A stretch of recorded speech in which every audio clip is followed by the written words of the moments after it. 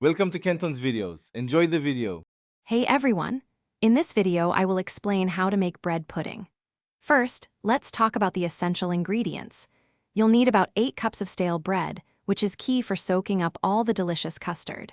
We'll also use 4 large eggs, 2 cups of whole milk, 1 cup of granulated sugar, and a quarter cup of melted butter. A standard 9 by 13 inch baking dish works perfectly for this recipe. Using day-old bread truly makes a difference in the final texture.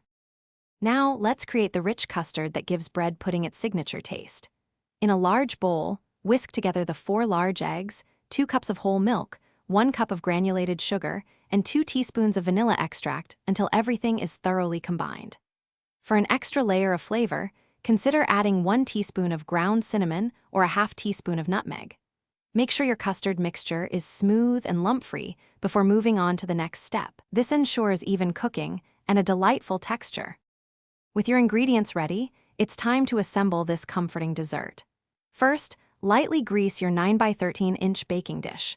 Then, arrange the 8 cups of cubed stale bread evenly in the dish. Next, carefully pour the prepared custard mixture over the bread, making sure every piece is well saturated. Let it sit for about 10 minutes to allow the bread to fully absorb the liquid. Bake in a preheated oven at 350 degrees Fahrenheit for 45 to 60 minutes, or until golden brown and set.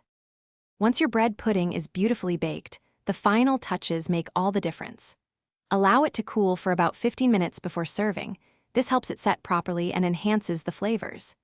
You can elevate this dish with a simple vanilla sauce, a decadent caramel drizzle, or just a light dusting of powdered sugar.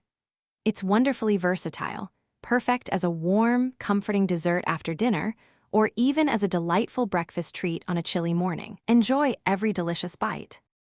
Thanks for watching. Consider subscribing if we helped you.